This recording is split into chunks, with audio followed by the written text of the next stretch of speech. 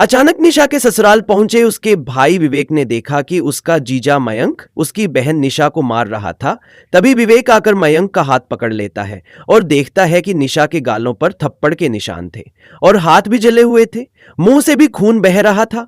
अपनी बहन की ऐसी हालत देखकर खींचकर जोरदार तमाचा अपने जीजा मयंक के गाल पर जड़ देता है और कहता है कि तुम्हारी हिम्मत भी कैसे हुई मेरी बहन पर हाथ उठाने की। बस अब बहुत हो गया, अब तो मानो आसमान से बादल फटकर जमीन पर आ गिरा हो। तभी निशा की सांस बोली, ले जा इस मनहूस को यहां से। काम की न काज की दुश्मन, अनाज की पता नहीं किस जन्म का बदला लिया है हमसे तुम लोगों ने, जो इसे हमारे पल्ले बांध दिया, न शक्ल की न सूरत की। तभी मयंक बोलता है, तुम दोनों भाई बहन यहां से निकल जाओ वरना अच्छा नहीं होगा। तभी विवेक बोलता है, तो कौन रुकना चाहता है अपनी बहन को इस काल कोठरी में? मेरी बहन अब 1 मिनट भी यहां नहीं रुकेगी। और फिर दोनों भाई बहन वापस लखनऊ आ जाते हैं। घर आकर विवेक अपने पापा से कहता है कि यह लो पापा, मन भर गया ना अपनी बेटी की। ऐसी हालत देखकर मैंने पहले ही मना किया था। अभी हम निशा की शादी नहीं करते हैं, परंतु इस घर में सुनता ही कौन है? हमारी आपने लायक दामाद जो ढूंढ लिया था अपनी बेटी के लिए। अब देखो अपनी बेटी की हालत। निशा के मम्मी पापा जो निशा को देखते ही रोते जा रहे थे। निशा तो मानो किसी स्तंभ की तरह खड़ी हो। उसे कुछ मालूम ही ना था कि अब वह क्या करेगी।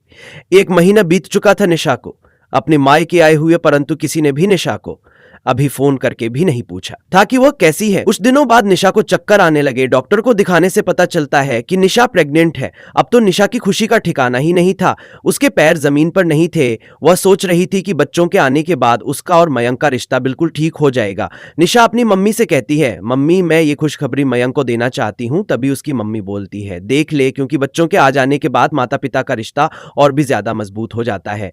देखते हैं ये लोग क्या करते हैं। निशा बड़ी हिम्मत जुटाकर मयंक फोन करती है। हेलो मयंक। कौन बोल रहा है मयंक में? निशा, मेरे पास फोन करने की तुम्हारी हिम्मत कैसे हुई? तभी निशा बोलती है, मयंक आप पापा बनने वाले हैं, मैं प्रेग्नेंट हूं। तभी मयंक कुछ सुने बिना ही बोलता है, मेरा तुमसे कोई रिश्ता नहीं है, पता नहीं किसका पाप मेरे मत्थे चढ़ा रही हो, और मैं अपनी एक्स के साथ बहुत खुश हूं। आइंदा मेरे घर आने की कोशिश भी मत करना। और ना ही मुझे फोन काट दिया। निशा जोर जोर से रोने लगी और रोते हुए बोली कि मैं अब किसके सहारे जियोंगी? निशा के भाई और उसके मम्मी पापा निशा को अपनी बाहों में लेकर रोने लगे। निशा अब अपने बच्चे को लेकर रोज अंदर ही अंदर मरती। वह ज्यादा किसी से बात भी ना करती, कमरे में बंद रहती। अपनी बेटी की ऐसी हालत देखकर निशा की मम्मी उसके पिछले दिनों में खो गई। निशा सबकी लाडली, 3 भाइयों की एक बहन जो हमेशा लड़ते झगड़ते रहते। निशा बहुत शर्मली सास स्वभाव की लड़की थी। वो अपने मन की बात हमेशा अपने भाइयों को और मां को बता देती थी। निशा के भाई निशा को बहुत प्यार करते थे। वह उसकी पसंद और नापसंद के लिए हमेशा परेशान रहते थे। निशा अभी बीएड कर रही थी कि उसके पापा ने निशा के लिए रिश्ता ढूंढना शुरू कर दिया। निशा ने अपने मम्मी से कहा कि मम्मी मैं अभी शादी नहीं करना चाहती हूँ, पहले मैं अपने पैरों पर खड़ा होना चाहती हूँ। तो मम्मी कहती है, तू तो जानती है कि तेरे पापा के आगे किसी की नहीं चलती, फिर भी मैं तेरे पापा से बात करके देखती हूँ क्या होता है। और एक दिन फिर निशा के पापा निशा के लिए एक लड़के का फोटो लाए और निशा के भाई से बोले, फोटो निशा को भी दिखा देना, मैंने ये लड़का निशा के लिए चुना है। तो भाई ने कहा, लेकिन पापा निशा अभी बनी शादी करना नहीं चाहती है, वो अपने पैरों पर खड़ा होना चाहती है।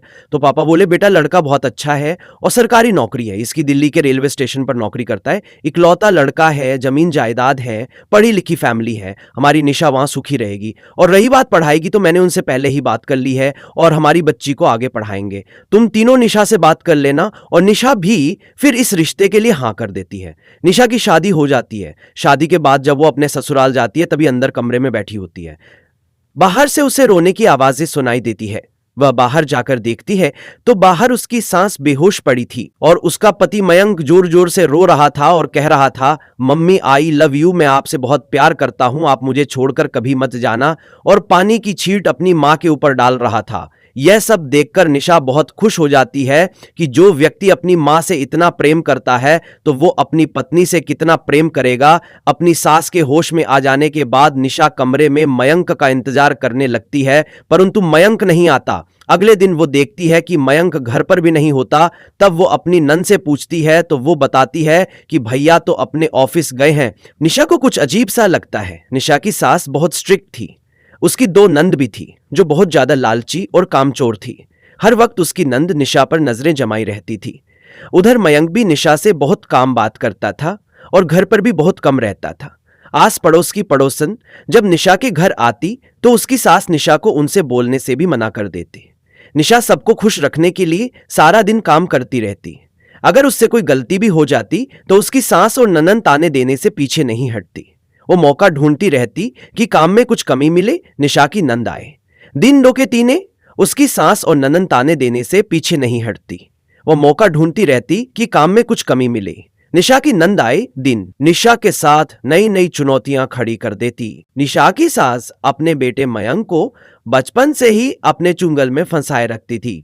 वह चाहती ही नहीं थी कि उसका बेटा किसी और से ज्यादा मेल मिलाप रखे। मयंक तो बस अपनी मां की ही तरफदारी करता था। वह निशा की एक ना सुनता। मयंक अपने घर भी बहुत कमाता था।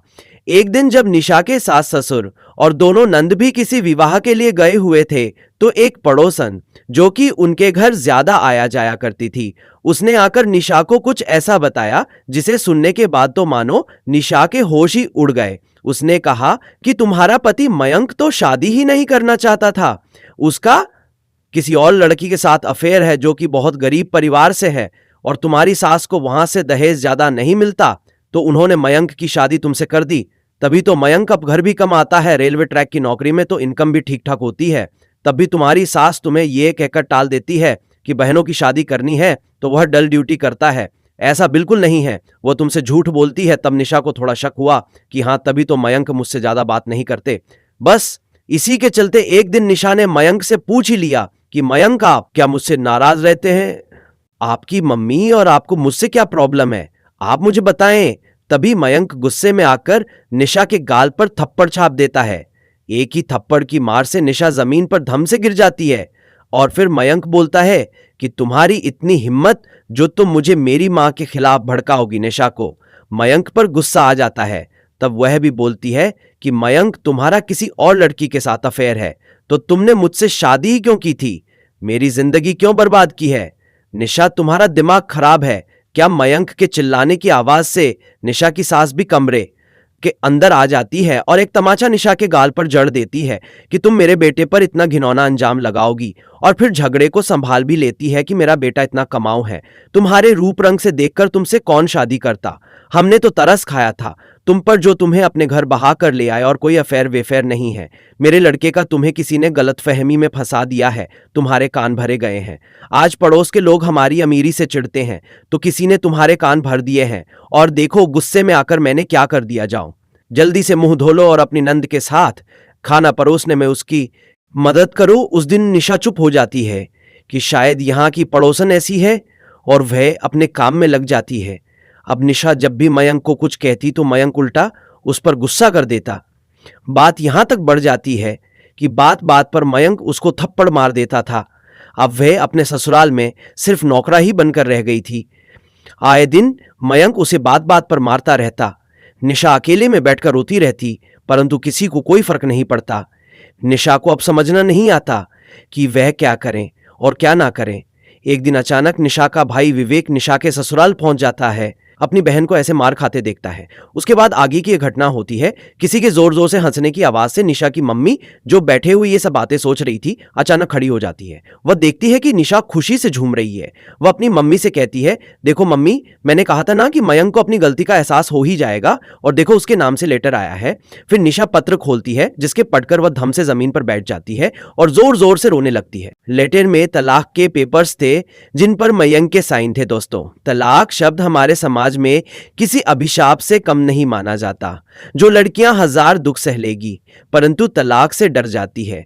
निशा की तलाक की खबर पूरे मोहल्ले में आग की तरह फैल गई थी। किसी को प्यार आता तो वो कहता कि अभी बेचारी की उम्र ही क्या है, पूरा जीवन कैसे काटेगी। तो कोई कहता कि हर कोई परफेक्ट नहीं होता, तो कोई कहता कि बच्चा होने वाला है, हुआ थोड़ी ना है, बच्चा गिराकर दूसरी शादी करवा दे। एक दफा को तो निशा की मम्मी को भी यह बात सही लगी और उन्होंने जाकर है। एक दफा को तो निशा की मम्मी को भी यह बात सही लगी और उन्होंने जाकर निशा के पिता से कह दिया कि वह निशा की दूसरी शादी कर दे। तभी निशा के पापा गुस्से में बोले, तुम्हारा दिमाग खराब हो गया है क्या? मैं किस मुंह से निशा के सामने जाकर बात करूं? पहले ही हमने निशा की शादी कर कर उसकी जिंदगी को इतना खराब कर दिया है। निशा की आंखों में आंखें डालकर मैं देख नहीं पाता। जिस दिन से वो यहाँ आई है मैं सोया नहीं हूँ। भाड़ में जाए ये जमाना, मैं अपनी बेटी के साथ हूँ। मैं उसका साथ अब कभी नहीं छोड़ूंगा। मुझे अब जो भी बन पड़ेगा मैं करूंगा। मैं अब अपनी गुड़िया को अकेला नहीं छोड़ूंगा। एक दिन निशा के पिता निशा को बैठकर पूछा कि बेटा, क्या तुम उस घर में जाना चाहती हो? तब निशा बोली कि पापा, आप ये कैसे कह सकते हो? मैं उस जानवर के साथ अब नहीं रह सकती पापा। मुझे अब जीने का सहारा मिल गया है। मैं इस बच्चे को जन्म दूंगी, इसके माता पिता दोनों ही बनूंगी। मुझे उस जानवर से तलाक चाहिए और अब मुझे नहीं करनी शादी वादी। और फिर निशा के पिता उसे गले लगा लेते हैं, माफी मांगते हैं, कहते हैं कि बेटा मुझे माफ कर दे, मैंने तेरे साथ बहुत गलत किया, लेकिन मैं अब अपनी बेटी को कभी भी किसी प्रकार का दुख नहीं होने दूंगा। थैंक यू कहकर वह अपने पिता से लिपटकर रो पड़ती है। वक्त बीतता गया और फिर निशा ने एक प्यारे से बच्चे को जन्म दिया। पूरा परिवार खुशी में झूम उठा। निशा अपने बच्चे को गोद में उठाकर उसे प्यार करने लगती है और कहती है कि तुझे पापा की जरूरत नहीं पड़ेगी, मैं ही तेरा पिता बनूंगी और तेरी मां भी सबको दिखा दूंगी। निशा अपनी बीएड की परीक्षा पास कर चुकी थी और फिर टीचिंग का एग्जाम भी पास कर लेती है। उसकी एक गवर्नमेंट कॉलेज में नौकरी लग चुकी थी। अब निशा का बेटा कार्तिक भी बड़ा हो रहा था। वो 3 साल का हो गया था। वो अपनी मम्मी से अक्सर पूछा करता था कि मम्मी पापा कहाँ हैं। तब निशा उसे बातों में उलझा देती और फिर खुद अकेले में बैठकर खूब आंसू बहाती। निशा के तालाब की हायरिंग थी तो आज उसे कोर्ट जाना था। कार्तिक की सेकंड मीटिंग के एग्जाम चल रहे थे तो वो कार्तिक को भी अपने साथ ले गई। तब मयंक और उसकी सास उधर से आए हुए थे। मयंक को कार्तिक को देखकर कोई फर्क नहीं पड़ा, परंतु निशा की सास कार्तिक के पास जाकर कहती है कि कितना प्यारा बच्चा है। तभी निशा कार्तिक को पीछे कर देती है कि बेटा किसी अजनबी से बात नहीं करते हैं। निशा कार्तिक से कहती है कि कार्तिक बेटा, तुम कहते थे ना कि पापा कहाँ हैं, तो देखो आज यह है तुम्हारे पापा, ये वो आदमी है। जब तुम मेरे पेट में सिर्फ 1 महीने के थे तब इसने मुझे छोड़ा था। तब कार्तिक में मयंक की तरफ देखने लगता है पर मयंक को उससे कोई फर्क नहीं पड़ता। अब कार्तिक अंदर ही अंदर घुटने लगता है, वो कम बात करता है। तब निशा को उसके डिप्रेशन नजर आने लगते हैं।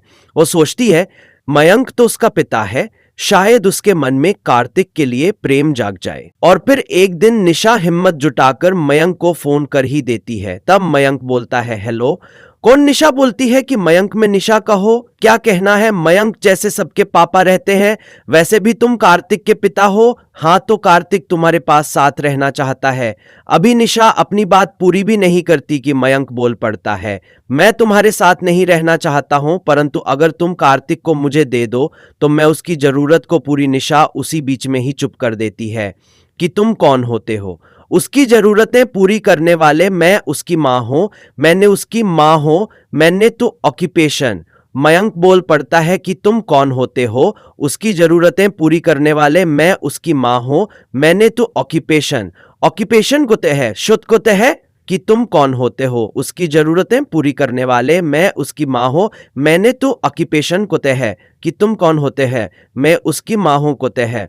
एलफ्रेंड मैं हस्की माँ हूं, उसको जन्म दिया है, तुम्हारा कार्तिक पर कोई अधिकार नहीं है। समझे तुम आइंदा से ये बात अपने मुंह पर भी मत निकालना और नहीं चाहिए। हमें तुम्हारा साथ कहकर इतना फोन काट देती है और जोर जोर से रोने लगती है। कार्तिक भी सारी बात सुन लेता है और वह अपनी मम्मी के पास जाकर गले से लग जाता है और कहता है कि मम्मी आप चुप हो जाओ, मुझे उस आदमी के साथ नहीं रहना और मैं अब कभी पापा के साथ रहने को नहीं कहूंगा। हमारा उससे कोई रिश्ता नहीं है। आज निशा की आंखों में आंसू थे लेकिन वह दुख के नहीं थे, बिल्कुल सुकून के थे। उसे एक अजीब सा एहसास हो रहा था कि आज उसके दिल को तसल्ली मिल गई थी, परंतु कहीं ना कहीं उसे यह डर सता रहा था कि कहीं मयंक उससे उसके बेटे को ही ना छीन ले।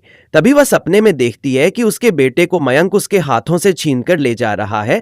निशा रो रही है और मयंक को रोक रही है और फिर पीछे पीछे भागी जा रही है और जमीन पर गिर जाती है। तभी उसकी आंखें खुलती है तो भगवान का धन्यवाद करती है। समय बीतता गया। आज कार्तिक पूरे 17 वर्ष का हो गया था। वो अपनी मम्मी से अक्सर कहता कि चलो ना मम्मी, हम भी कहीं घूमने चलते हैं। मेरे दोस्तों के परिवार वाले सब घूमने जाते हैं और इस बार समय निकालकर निशा ने कार्तिक को भी हाँ कह दिया। वो पूरे परिवार के साथ घूमने नैनीताल निकल गए। वहां उन्होंने खूब मजे किए। निशा को इतने दिन बाद इतना ज्यादा खुश देख उसके माता पिता की खुशी के मारे आंसू आ गए थे। इतनी मस्ती करने के बाद वो होटल रेस्ट करने के लिए और फिर वहां देखते हैं कि निशा की सास और मयंक वहां निशा के पीछे निशा से मिलने के लिए आए हुए थे। वो अपनी गलती की माफी मांग रहे थे। कार्तिक भी वहां खड़ा था। मयंक कह रहा था कि निशा मुझे माफ कर दो, मुझसे बहुत बड़ी गलती हो गई। उस लड़की ने मेरी पूरी जिंदगी बर्बाद कर दी। उसने मेरे घर की प्रॉपर्टी अपने नाम कर ली। उसका किसी और के साथ भी अफेयर चल रहा था। मुझे माफ कर दो। निशा की सास कार्तिक के सर पर हाथ रखते हुए बोलती है कि कितना प्यारा बच्चा है, देखो ये तुम्हारे पापा है। तभी कार्तिक बोलता है कि मेरे पापा को मरे हुए 17 साल हो गए हैं। मैं जब अपनी मां के पेट में 1 महीने का था तब उनकी मृत्यु हो गई थी। तभी मयंक निशा के पैरों में गिर पर माफी मांगता है कि निशा मुझे एक बार माफ कर दो, एक मौका दे दो। अच्छे पिता बनने का तब निशा पैर पीछे कर लेती है और कहती है कि मैं कैसे माफ कर दूं जब मुझे तुम लोगों की हद से ज्यादा जरूरत थी।